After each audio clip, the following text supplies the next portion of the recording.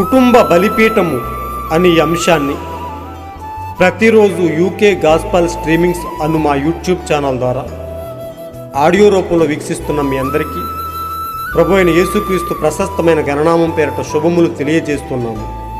ఇంకనూ వినండి, అనేక కుటుంబాలకు షేర్ చేయండి, దేవుని మెండైన ఆశీర్వాదాలను పొందుకొనండి. దేవుడు మిమ్మలను బహుగా దీవించునుగాక.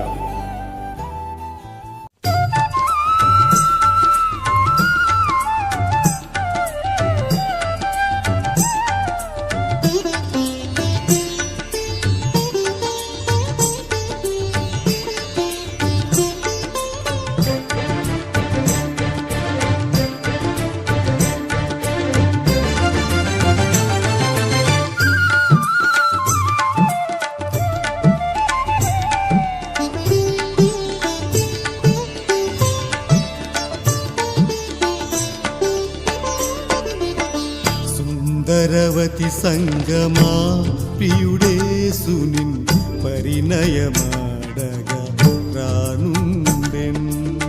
విడుదల కలుగును వేచియుండుము, విడుదల కలుగును వేచియుండుము. నీ ప్రియవరుడు అరుదించునుగా. సుందరవతి సంగమా ప్రియుడేసునిన్ పరిణయమాడగా రానుండెన్.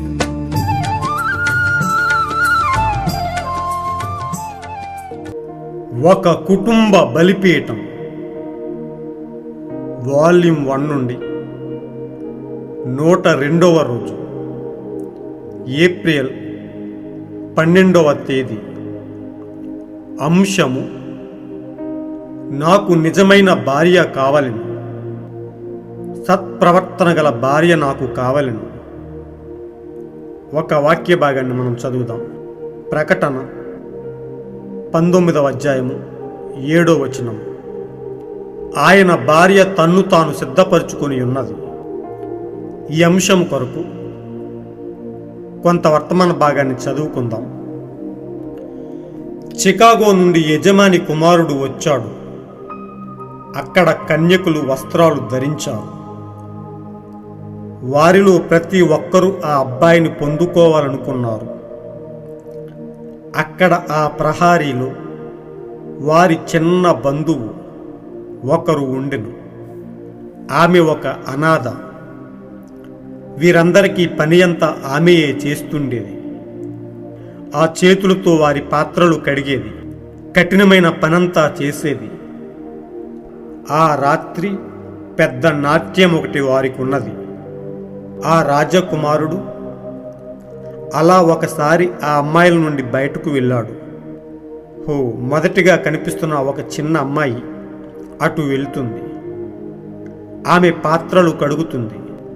అతడు అనుకున్నాడు, నేను ఈమెను చూడలేదు, ఆమె ఎక్కడి నుండి వచ్చిందో ఆశ్చర్యంగా ఉందే. కాబట్టి వసారా ప్రక్కకు వెళ్ళి ఆమెను కలుసుకున్నాడు. ఆమె కాళ్లకు చెప్పులు కూడా లేవు.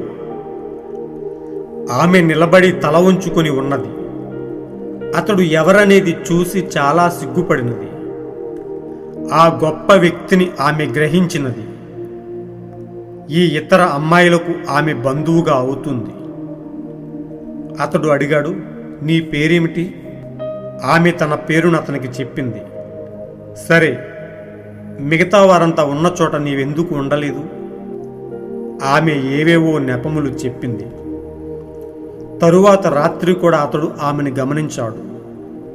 చివరకు అతడు అక్కడ కూర్చున్నాడు. మిగతా వారైతే అవి చేస్తూనే ఉన్నారు. అయితే ఆమె కొరకు అతడు ఎదురు చూశాడు. అతడు ఆమెతో అన్నాడు, నేనిక్కడకు వచ్చిన నిజమైన ఉద్దేశం ఏమిటో నీకు తెలుసా? ఆమె అన్నది, లేదండి, నాకు తెలియదు. అందుకతడు అన్నాడు, నేనొక భార్యను ఎన్నుకొనుటకు ఇక్కడ ఉన్నాను, అది నా ఉద్దేశ్యం అన్నాడు. అతడు అన్నాడు, వారిలో లేని గుణమును నీలో నేను కనుగొన్నాను. ఇంకా అతడు ఇలా అడిగాడు, నీవు నన్ను పెళ్లి చేసుకుంటావా? ప్రధాన యజమానుని కుమారుడు దేశంలో ఉన్నటువంటి అన్ని కంపెనీలు, పశువుల మందలు అన్నిటికీ నీ యజమానుడు. నేను చికాగోలో నీలాంటి వారిని ఒక్కరిని కూడా కనుగొనలేకపోయాను. నాకు నిజమైన భార్య కావాలను, సత్ప్రవర్తన గల భార్య నాకు కావాలను. దేని కొరకు నేను ఎదురు చూస్తున్నానో అది నీలో నేను చూశాను అని చెప్పాడు. ఇప్పుడు నిన్ను నీవు సిద్ధపరుచుకో. నేటి నుండి 1 ఏడాదికి తిరిగి వస్తాను, వచ్చి నిన్ను స్వీకరిస్తాను. ఇక్కడ నుండి నేను నిన్ను తీసుకువెళ్తాను. ఇక్కడ పనిచేసిన రీతిగా ఇక నీవు పనిచేయని అవసరం లేదు. నేను నిన్ను తీసుకుని వెళ్ళేదను. నేను చికాగోకు వెళ్తున్నాను. నీవెన్నడూ చూడని ఇంటిని నేను నీ కొరకు కడతాను. నేను తిరిగి వస్తాను అని చెప్పాడు. ఆమె చేతికి ప్రధాన ఉంగరాన్ని ధరింపజేశాడు. ఏడాది పాటు అతడు ఆమెను గమనిస్తూనే ఉన్నాడు. ఆమె చేయవలసినదంతా చేసింది. పెండ్లి వస్త్రములు కొనవలెనని రోజుకు $1 చొప్పున కూడేసుకుని ఉన్నదంతా దాచిపెట్టింది.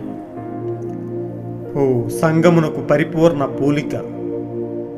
ఆమెను చూసినప్పుడు ఆమె బంధువులన్నారు, ఏంటి నీ ఒక పిచ్చిదానవు, అంత గొప్పవాడు నీతో సంబంధం పెట్టుకుంటాడని అనుకుంటున్నావా? ఆమె చెప్పింది, అతడు నాకు వాగ్దానం చేశాడు. నేను అతని మాటను నమ్మాను. అందుకు వారు అన్నారు, అతడు నిన్ను గేలు చేయుటకు మాలో ఒకరిని తీసుకునని ఆమె అన్నది. కానీ నాకు అతడు వాగ్దానం చేశాడు. అందుకొరకు నేను ఎదురు చూస్తున్నాను. ఆమేన్.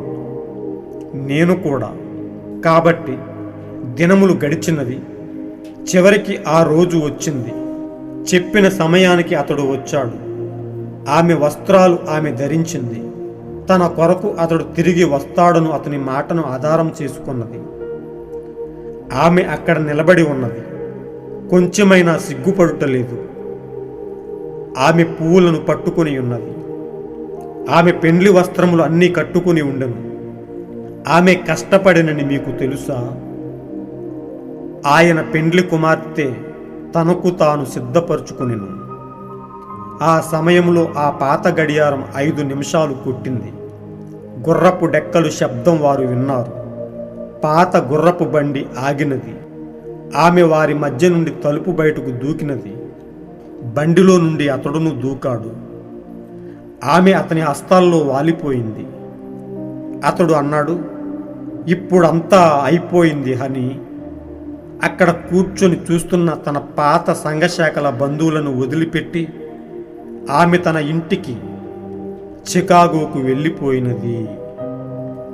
6వ ముద్ర అనే వర్తమాన భాగం నుంచి సేకరించబడిన మంచి అంశం. మన ప్రియుడును మన రక్షకుడైన ప్రభు అయిన యేసుక్రీస్తు ప్రశస్తమైన గణనామానికి మహిమ కలుగునుగాక.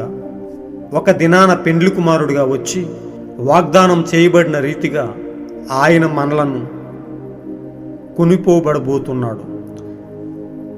ఆయన మనలను తీసుకువెళ్ళబోతున్నాడు. అలాంటి గొప్ప దేవుని యొక్క వాగ్దానాన్ని బట్టి, ఆయన మనకిచ్చిన గుర్తును బట్టి, ఆయన మన పట్ల చూపుతున్న గొప్ప కృప కొరకు, ఆయన మనకిచ్చిన గొప్ప వాగ్దానం కొరకు ఆయన ఉన్నతమైన నామానికి మహిమ కలుగునుగాక. ప్రియ దేవుని బిడ్డలారా, దేవుడు మనలను ప్రేమిస్తున్నాడు. ఆయన మనలను ఎన్నుకున్నాడు. ఆయన మనకు వాగ్దానం చేశాడు. ఆయన భార్య తనకు తాను సిద్ధపరుచుకుంటూ ఉన్నది. ఒక దినాన ఆయనను ఎదుర్కోవడానికి వారిద్దరూ కలిసి ఆ మధ్యాకాశంలో పెండ్లి విందులో ఆనందించడానికి ఒకరి కొరకు ఒకరు సిద్ధపడుతూ ఉన్నారు. ప్రియ సోదరి సోదరులారా, ఈరోజు మనము అలాంటి గొప్ప వాగ్దానం అనే గురుతులో మనము ఉన్నందుకు, దేవుడు మనలను గురుతు చేత ఎన్నుకున్నందుకు ఆయన ఉన్నతమైన నామానికి మహిమ కలుగునుగాక. దేవుడు ఎల్లప్పుడూ మనలను ప్రేమిస్తూ తన ఎన్నికలో మనలను పెట్టుకొని తన వస్త్రాలకు గుర్తుగా అనేక రీతులుగా తన వాక్యాన్ని పంపుతూ ఉన్నాడు. ఆ వాక్యమే మనము ధరించుకునే పెండ్లి వస్త్రమై ఉన్నది. ప్రియ సోదరి సోదరులారా, మనము చదువుకున్న ఈ అంశంలో ఈ యొక్క సారాంశాన్ని క్లుప్తంగా తెలుసుకుని ముందుకు వెళ్దాం. నిజంగా ఆ చికాగో నుండి వచ్చిన ఆ యొక్క యజమాని కుమారుడు పెండ్లి కుమారుడుగా రాబోతున్న యేసుక్రీస్తుకు సాదృశ్యముగా ఉన్నాడు. ఇక్కడ మనం చదువుకున్న ఆ పేద అనాథ అమ్మాయి ఆయన కొరకు సిద్ధపడుతున్న వధువుకు సాదృశ్యముగా ఉన్నది. అలంకరించుకుంటూ ఉన్న ఆ కన్యకలందరూ నేటి సంఘశాఖలకు సాదృశ్యముగా ఉన్నారు. ప్రియ సోదరులారా, మనము ఈ 3 విషయాలను క్లుప్తంగా తెలుసుకుంటూ ముందుకు వెళ్దాం. నిజంగా ఆ యజమాను కుమారుడు ఆ చికాగో నుండి వచ్చి ఒక సత్ప్రవర్తన గల భార్య కొరకు ఆ రాజకుమారుడు వెతుక్కుంటూ వచ్చాడు. ఆ కన్యకలందరినీ గమనిస్తూ ఉన్నాడు. ఆ కన్యకలందరూ ఆ రాజకుమారుణ్ణి పొందుకోవాలని చూస్తూ ఉన్నారు. అయితే అక్కడ ఏదో లోపం ఉన్నది. వారిలో ఉన్న ఆ గుణలక్షణాలు, వారి ప్రవర్తన ఆ రాజకుమారుడికి ఏమాత్రం నచ్చలేదు. ఏదో లోపమున్నదని గమనించాడు. ఇంకా ఎవరి కొరకు వెతుకుతున్నాడు. అలా వెతుకుకుంటూ ఒక్కసారిగా బయటకు వచ్చాడని, ఒక అనాథగా అందరి చేత తృణీకరింపబడి వారందరికీ వెట్టి చాకరీ చేస్తూ ఒక అనాథ యవనస్తురాలు సరైన వస్త్రములు లేకుండా, కనీసం కాళ్లకు చెప్పులు కూడా లేకుండా ఎంతో హీనమైన పరిస్థితిలో ఉన్న ఆమెను చూశాడు. ఆ రాజకుమారుడు ఆమె దగ్గరకు వచ్చి, నీ పేరేమిటి అని అడిగాడు. తన పేరును ఆమె చెప్పింది. ఆ కన్యకలందరూ ఉన్న చోట నీవెందుకు లేవు అని అడిగినప్పుడు ఆమె ఏదో నెపములు చెప్పిందని ప్రవక్త చెప్తూ ఉన్నాడు. అయితే రాజకుమారుడు తన ఉద్దేశం ఏమిటో, అక్కడకు ఎందుకు వచ్చాడో అతను చెప్పాడు. అతడు అంటున్నాడు, వారందరిలో లేని గుణమును నీలో నేను కనుగొన్నాను. ఆ సాత్వికము, దీనత్వము, మంచితనము, లోబడే తత్వము, ఇవన్నీ ఆ దీన బాలికలో ఉన్నట్టుగా ప్రవక్త చెప్తూ ఉన్నాడు. ఆ రాజకుమారుడు అన్నాడు, నీవు నన్ను పెళ్లి చేసుకుంటావా? చికాగోలో ఎక్కడ ఎవరిలోనూ కనుగొనలేని ఆ గొప్ప గుణాన్ని నీలో కనుగొన్నాను. నేను నిన్ను పెళ్లి చేసుకుంటాను అని చెప్పి తనకు ఒక గుర్తునిచ్చాడు. తన చేతికి ఒక ఉంగరాన్ని తొడిగి, నిన్ను నీవు సిద్ధపరుచుకో, 1 ఏడాది తర్వాత నేను తిరిగి వచ్చి నిన్ను తీసుకువెళ్తానని చెప్పి ఆ రాజకుమారుడు వెళ్ళినట్టుగా మనం చూస్తూ ఉన్నాం. ప్రియ సోదరులరా, నిజంగా ఈరోజు ఎంతో పోలికగా ఉన్నది. ఏ యోగ్యత అర్హత లేని మనలను దేవుడు ప్రేమించాడు. అందరి చేత తృణీకరింపబడిన మనలను, అందరి చేత హేళన చేయబడుతున్న మనలను ఆయన ప్రేమించాడు. తన వాక్యమనే గుర్తును మనకిచ్చాడు. ఆయన మనకు వాగ్దానం చేశాడు. వాగ్దానం చేసిన వాడు గొప్పవాడు, వాగ్దానం చేసిన వాడు నమ్మదగిన వాడని వాక్యం చెప్తుంది. హెబ్రీ 10వ అధ్యాయం 23వ వచనంలో వాగ్దానం చేసిన వాడు నమ్మదగిన వాడు అని వాక్యం చెప్తూ ఉంది. ఆయన వాగ్దానంపై మనం ఆధారపడినప్పుడు నిశ్చయంగా మనం గెలవబోతున్నాం. వాగ్దానం చేసిన వాడు నిశ్చయంగా మాట తప్పని వాడు. అతడు అన్నాడు, నేను నిన్ను స్వీకరిస్తాను. నీవింకా ఎన్నడూ పని చేయవలసిన అవసరం లేదు. నీవు ఒక రాజ కుటుంబంలో ఉండబోతున్నావు, ఒక రాణిగా ఉండబోతున్నావు. నీవు రాజ్యం ఏలబోతున్నావు. నీవెన్నడూ చూడని ఇంటిని నీ కొరకు కడతాను. నేను తిరిగి వస్తాను అని చెప్పాడు. ఆమె చేతికి ఆ ప్రధాన ఉంగరాన్ని ధరింపజేశాడు. వారందరూ అంటున్నారు, ఏంటి నీ ఒక పిచ్చిదానువు, అంత గొప్పవాడు నీతో సంబంధం పెట్టుకుంటాడని అనుకుంటున్నావా? ప్రియ సోదరులారా, ఆమె అన్నది, ఏమో నాకు తెలియదు, కానీ అతడు నాకు వాగ్దానం చేశాడు. అతని మాట నమ్మాను. అందుకొరకు అతని వాగ్దానం ప్రకారం నేను ఎదురు చూస్తూ ఉన్నాను. ఆయన కొరకు నేను సిద్ధపడుతూ ఉన్నానని చెప్పింది. వారందరూ ఎంతో హేళన చేసి, అతడు నిన్ను గేలు చేయుటకు మాలో ఒకరిని పెండ్లి చేసుకుని తీసుకుని వెళ్ళిపోతాడు. నీ ఆశను నిరాశ చేస్తాడు. నిన్ను అందరి ముందు అవమానపరుస్తాడని చెప్తూ ఉన్నారు. ప్రియ సోదరులారా, వారందరూ, ఆ కన్యకలందరూ నేటి సంఘశాఖలకు సాదృశ్యంగా ఉన్నారు. మంచి గుణలక్షణాలు లేకుండా వరుడు కొరకు వారు సిద్ధపడుతున్నట్టుగా మనం చూస్తూ ఉన్నాం. ఈరోజు సంఘశాఖలను మనం గమనించినట్లయితే దేవుని వాక్యానికి కొంచెం కూడా చోటు లేని ఈ సంఘశాఖలు వారు కూడా అనుకుంటున్నారు, క్రీస్తు మా కొరకు వస్తున్నాడు, మేమే ఎత్తబడతాం, మా సంఘాన్ని తీసుకువెళ్తాడు, మేమే ఆయన భార్యగా ఉండబోతున్నాం అని వారు భ్రమపడుతూ ఉన్నారు. కానీ వారిలో కొంచెం కూడా క్రీస్తుకు చోటు లేదు. వారిలో లోకాశలు, రాజకీయము, సాతాను సంబంధమైన క్రియలు వారి హృదయాల్లో నింపుకొని వారు కూడా క్రీస్తు కొరకు సిద్ధపడుతున్నట్టుగా మనం చూస్తూ ఉన్నాం. అలాంటి వారి కొరకు కాదు దేవుడు వస్తున్నది. ఇక్కడ మనం ఒక విషయాన్ని గమనించినట్లయితే, ఆ 10 మంది కన్యకులను మనం గమనించినట్లయితే ఆ 10 మంది కూడా కన్యకులే అయ్యున్నారు. అయితే 5 బుద్ధిగల కన్యకులు, 5 బుద్ధి లేని కన్యకులుగా మనం చూస్తూ ఉన్నాం. ఆ బుద్ధిగల కన్యకులందరూ క్రీస్తు వాగ్దానాన్ని హృదయంలో నింపుకొని తమ హృదయమును ఎల్లప్పుడూ శుద్ధిగా ఉంచుకొని హృదయంలో పరిశుద్ధాత్మ అనే నూనెను నింపుకొని తమ సిద్ధులు ఆరిపోకుండా ఎల్లప్పుడూ క్రీస్తు కొరకు ఎదురు చూస్తూ ఆయన కొరకు కనిపెడుతూ ఉన్నట్టుగా మనం చూస్తూ ఉన్నాం. అదే ప్రకారం మిగతా 5 బుద్ధిలేని కన్యకులు కూడా క్రీస్తు కొరకే ఎదురు చూస్తున్నారు, కానీ సిద్ధపాటు లేకుండా ఉన్నారు. వారిలో గర్వము, అహంకారము, లోబడిన తత్వము కనిపిస్తూ ఉన్నాయి. వారి సిద్ధులు ఆరిపోయే స్థితికి వచ్చినప్పటికీ, వారి సిద్ధులలో నూనె లేకపోయినప్పటికీ వారికి లెక్కలేదు. అయినా కానీ వారు నిర్లక్ష్య స్వభావంతో క్రీస్తు కొరకు ఎదురు చూస్తూ ఉన్నట్టుగా మనం గమనిస్తున్నాం. అయితే ఆ కన్యకులను తీసుకువెళ్ళటానికి పెండ్లి కుమారుడు వచ్చాడు. సంసిద్ధంగా ఉండి క్రీస్తు కొరకు ఎదురు చూస్తున్న వారిని కొనిపోయాడు. నిర్లక్ష్యంగా ఉండి, అశ్రద్ధగా ఉండి, క్రీస్తు పట్ల ఆసక్తి లేని వారిని వదిలి వెళ్ళిపోయాడు. వారికి అవకాశమే లేదు. ప్రియ సోదరులారా, వారు ఎంతో బాధపడ్డారు. తలుపులు కొడుతూ ఉన్నారు. ప్రభు అన్నాడు, మీరెవరో నేను ఎరుగునని చెప్పాడు. క్రీస్తును ఎరగని ప్రజలు, క్రీస్తుని ఎరగని సంఘశాఖలు, క్రీస్తుకు స్థానం లేని అనేక మంది నటించే క్రైస్తవులు, వేషధారులు నేడు సంఘాల్లో కోకొలలుగా ఉండి క్రీస్తు కొరకు ఎత్తబాటులో మేముంటాము అని చెప్పి క్రీస్తు కొరకు ఎదురు చూస్తూ ఉన్నారు. క్రీస్తు మనలను కొనిపోబడాలంటే, ఆ ఎత్తబాటులో మనం భాగం అవ్వాలి అంటే, ప్రియ సోదరులారా, ఆయన గురుతు మనలో ఉండాలి. ఆయన వాగ్దానాన్ని మనం పొందుకొని ఉండాలి. ఆయన వాగ్దానాన్ని మనం నమ్మి ఎల్లప్పుడూ యథార్థముగా ఆయన కొరకు సిద్ధపడాల్సిన వారమై ఉన్నాము. ప్రియ సోదరులారా, ఇక్కడ మనం చదువుకున్న అంశంలో మనం చూసాము, చివరికి ఆ రోజు వచ్చింది. చివరికి ఆ రాజకుమారుడు వాగ్దానం చేసిన ప్రకారం, తీసుకువెళ్తానని చెప్పిన ఆ మాట ప్రకారం ఆ రోజు వచ్చింది. చెప్పిన సమయానికి అతడు వచ్చాడు. ఆమె వస్త్రాలు ఆమె ధరించింది.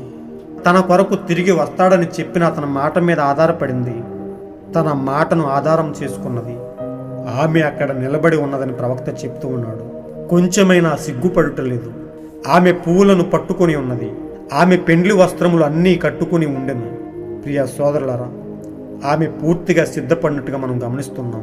ప్రియుడు యొక్క తలంపులు, ప్రియుడు ఇచ్చిన మాటను ఎల్లప్పుడూ తలపోసుకుంటూ, తనలో గుర్తు చేసుకుంటూ, ఆ మాటపై ఆధారపడుతూ, ఎంతో యథార్థంగా సిద్ధపడుతూ, ఆ పెండ్లి కుమార్తె తనకు తాను సిద్ధపరచుకుని ఆ పెండ్లి కుమారుడైన రాజకుమారుడు కొరకు ఎదురు చూస్తూ ఉన్నది. ఇక్కడ ప్రవక్త చెప్తున్నాడు, ఆ సమయం వచ్చింది. ఆ పాత గడియారం 5 నిమిషాలు కుట్టింది. ఓ గుర్రపు డెక్కల శబ్దం వారు విన్నారు. పాత గుర్రపు బండి ఆగినది. ఆమె వారి మధ్య నుండి తలుపు బయటకు దూకినది. బండిలో నుండి అతడు దూకాడు. ఆమె అతని హస్తాల్లో వాలిపోయింది. అతడు అన్నాడు, ఇప్పుడు అంతా అయిపోయింది అని ఇక్కడ కూర్చొని చూస్తున్న ఈ పాత నులివెచ్చని సంఘశాఖల బంధువులను వదిలిపెట్టి రా. నిజంగా ప్రియ సోదరులారా, చాలా దయనీయమైన పరిస్థితి. ఆమె, ఆ వధువు ఆ చికాగోకు కొనుపోబడింది, అనగా క్రీస్తు యొక్క రాజ్యంలోకి కొనుపోబడింది. విడిచిపెట్టబడిన ఆ కన్యకుల పరిస్థితి చూస్తే నిజంగా వారు శ్రమల్లోకి నెట్టివేయబడబోతున్నారు. నిజంగా వారు శ్రమలను అనుభవించి తీర్పులోనికి వెళ్ళవలసి ఉన్నది. ఈ రాజకుమార్తె అయితే, అనగా వధువు సంఘము, ఆ రాజకుమార్తె ఎవరో కాదు గాని వధువు సంఘానికి సాదృశ్యంగా ఉన్నది. క్రీస్తు వాక్కును పట్టుకుని, క్రీస్తు వాక్య ప్రకారం జీవిస్తూ, క్రీస్తు మనకిచ్చిన గొప్ప గురుతును పట్టుకుని, వాక్యమనే గురుతును వెంబడిస్తూ, ఆ గురుతును ఎల్లప్పుడూ అన్వయించుకుంటూ క్రీస్తు కొరకు సంసిద్ధతతో సిద్ధపడిన ఈ యొక్క వధువు అయి ఉన్నది. ఒక దినాన ఈ వధువును తీసుకువెళ్ళటానికి ఆయన రాబోతున్నాడు. ఈ సంఘశాఖల పరిస్థితి, ఈ సంఘశాఖల అహంకారంతో లోకంతో చేయి కలిపి దేవుని నుండి దూరంగా జరిగి రాజకీయ వ్యవహారాల్లో పడి లోకంతో మమేకమై ఆచారాలు కలగలపు సిద్ధాంతాలతో ఏకమై క్రీస్తు వాక్యానికి చోటు లేకుండా శక్తిహీనమై అగ్నిలోకి గెంటివేయబడే స్థితిలోకి వెళ్తూ ఉంది. ఆయన చెప్పాడు, గోధుమలను గురుగులను కలిసి అదగనీయుడే, కోతకాలమందు వాటి ఫలములను బట్టి వాటికి నేను తీర్పునిస్తానని. ఈరోజు వధువు గోధుమ గింజగా క్రీస్తు యొక్క కొట్టులోకి చేర్చబడి విడిచిపెట్టబడిన పొట్టునంతా అగ్నితో కాల్చివేయబోతున్నాడు. ప్రియ సోదరులారా, ఈ సంఘశాఖలన్నీ అగ్ని చేత కాల్చబట్టడానికి సిద్ధమవుతూ ఉన్నాయి. ప్రియ సోదరి సోదరులారా, దేవుడు మన కొరకు ఇచ్చిన గొప్ప అంశాన్ని బట్టి ఎల్లప్పుడూ ఆయన వాక్యాన్ని వెంబడిస్తూ క్రీస్తు కొరకు మనం యథార్థంగా సిద్ధపడదాం. ఆయన వధువులో భాగమవుదాం. ఆయన మనకు వాగ్దానం చేసిన ప్రకారం ఆయన మాట తప్పకుండా వస్తాడు. ఒక దినాన మనలను కొనిపోతాడు, తన రాజ్యంలోనికి తీసుకుని వెళ్ళిపోతాడు. ఆయన మన కొరకు గొప్ప బహుమానాలను మన కొరకు అక్కడ దాచి ఉంచాడు. సంతోషంతో వాక్యాన్ని యథార్థంగా నెరవేరుస్తూ క్రీస్తు కొరకు యథార్థంగా బతుకుదాం, యథార్థంగా జీవిందాం. ఆయన ఉన్నతమైన రాజ్యానికి మనం వారసులం అవుదాం. ఎత్తబాటు వరకు స్థిరమైన విశ్వాసం కలిగి క్రీస్తు కొరకు ఎదురు చూద్దాం. అలాంటి గొప్ప కృపను దేవుడు ఎల్లప్పుడూ మనతో తోడుగా ఉంచునుగాక. God bless you all. ఈరోజు మీరు చదవలసిన అనుదిన వాక్య పఠనము 1 సమూయేలు 19, 20, 21 అధ్యాయములు. మీరు విన్న ఈ అంశాన్ని అనేక మందికి వాట్సాప్ గ్రూపుల్లో పంపండి. దేవుని వాక్యాన్ని అనేక మందికి చేరవేసి దేవుని సత్యాన్ని అందించండి. క్రీస్తు రాజ్యానికి వారసులుగా ఉన్నట్లు, వాక్య ప్రకారం జీవించినట్లుగా వారిలో సత్యవాక్యాన్ని నింపండి. దేవుని నుండి మెండైన ఆశీర్వాదాలను పొందుకొనండి. దేవుడు మిమ్ములను బహుగా దీవించునుగాక. God bless you all.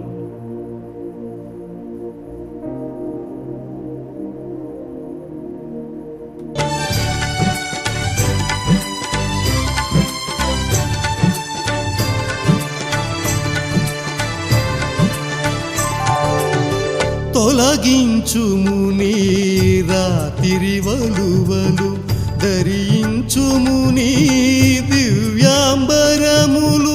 మురియును నీ ప్రభు నిన్ను చూడను, మురియును నీ ప్రభు నిన్ను చూడను.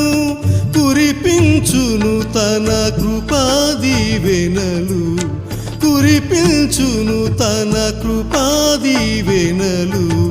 సుందరవతి సంగమా ప్రియుడేసు నిన్ను పరిణయమాడగా రానుండెన్.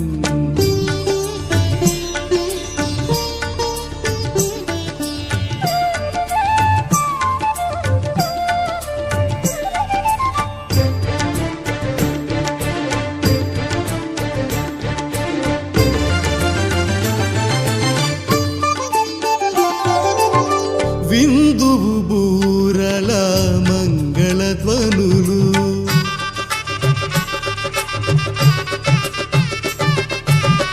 విందువు బూరల మంగళధ్వనులు. కందువు యేసుని సుందర రూపము, విందులో నీవు పాలుదెదవు, విందులో నీవు పాలుదెదవు. డెందవు సంతసముగవును నిజము, డెందము సంతసముగవును నిజము. సుందరవతి సంగమా ప్రియుడేసు నిన్ను పరిణయమాడగా రానుండెన్.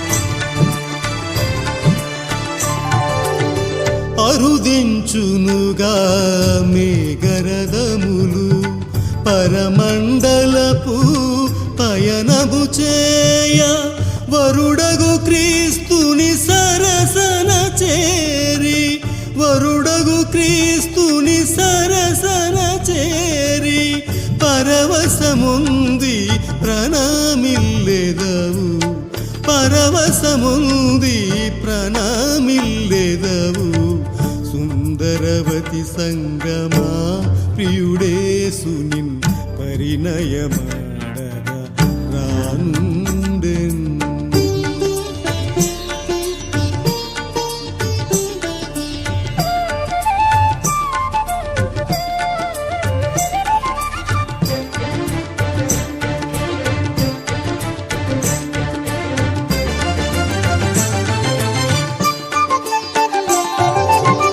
మహిమ స్వరూపము దాల్తువు నీవు మహిమాన్వితుని పోలియుందువు బహుమతులెన్నో దాచెను నీకై బహుమతులెన్నో దాచెను నీకై సహనము వీడకు రాజకుమారి సహనము వీడకు రాజకుమారి సుందరవతి సంగమా ప్రియుడేసు నిన్ పరిణయమాడగా రానుండెన్ పరిణయమాడగా రానుండెన్ పరిణయమాడగా రానుండెన్ పరిణయమాడగా రానుండెన్ సుందరవతి సంగమా ప్రియుడేసు నిన్